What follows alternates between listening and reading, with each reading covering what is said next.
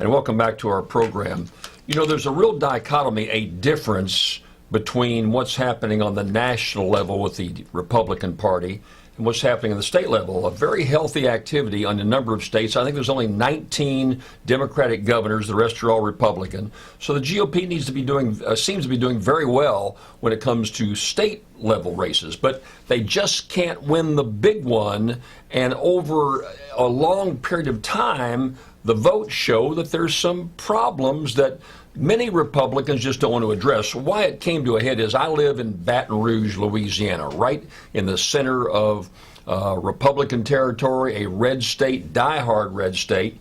Karl Rove, the Bush operative, was here in town last week speaking to a civic group and made some comments that let's don't get too upset, that stay the course, that a lot of the election problems in this past race were mechanical.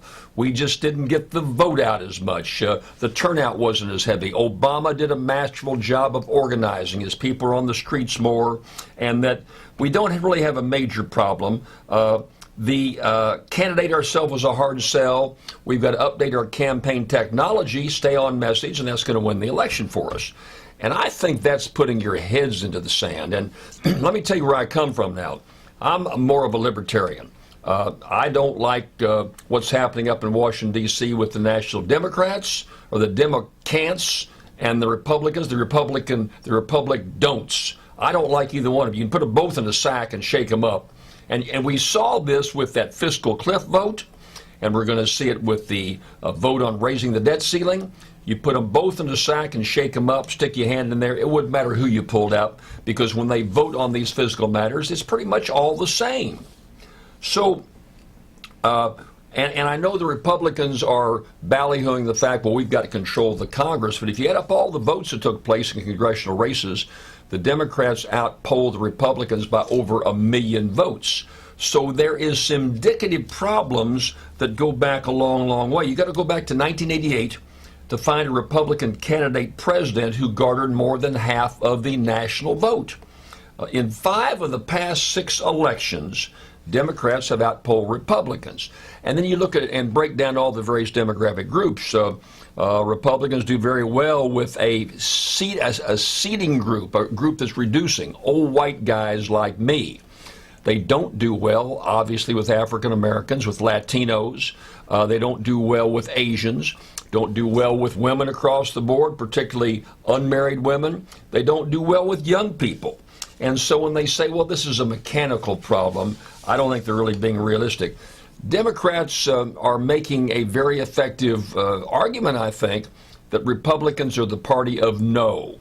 They don't have any fresh ideas themselves. They just oppose everything, that they are acting like survivalists, hunkering down and waiting for the next election to come along.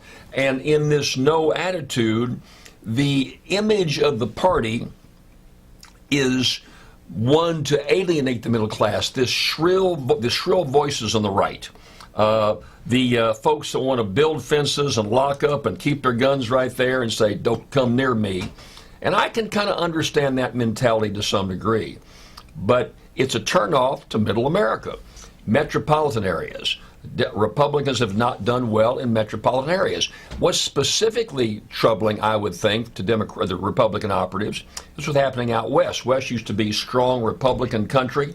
Now, in this last election, Obama won Colorado, he won New Mexico, he won Nevada, and did very, very well in a number of other western states. And I think that's a reflection of what you find in those western states. Those folks are conservative, they're libertarian, and they want to be left alone. They don't want some Republican in Washington, D.C. telling them what they can do in their home, invading their home, not protecting their freedoms, and then telling them what they can and can't do in their bedroom. It's a turnoff to many conservatives in the West, and you saw that in this most recent election. I mean, you saw it time and time again. When you look at the National Freedom Index, a group called the Conservative New American put together a Freedom Index. I looked it over, and there was a cross-section of elements on the Freedom Index.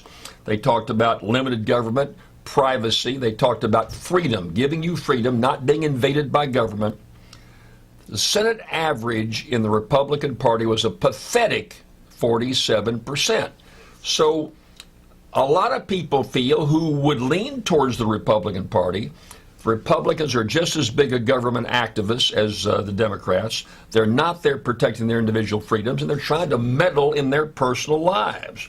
And so this denial and anger is going to be something the GOP is going to have to deal with a good bit. And I think they've got to look more forward. I wrote an article this week, by the way. If you have a chance to read it, we should go on our website at www.jimbrownusa.com. In my article, I talked about those voices, those responsible voices in the party in years past that talked about looking forward. Congressman Jack Kemp, one of the best and the brightest in the Republican Party back in the 90s, died unexpectedly way too young. He made the comment that you can't beat a thesis with an antithesis. You can beat it with a better thesis. And right now, the Republicans on the table have not offered us that better thesis. So, look, I'm for a strong two-party system. I want a checks and balance. I want the Democrats to look after the Republicans, and the Republicans look right over the shoulder of the Democrats. That check and balance, and I don't mind the gridlock, quite frankly. Sometimes gridlock is good to give us a chance to kind of calm down and get the sense of direction this country needs.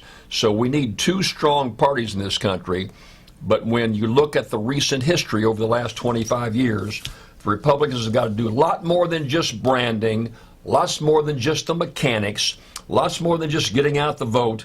They've got to talk about what their vision is for the future.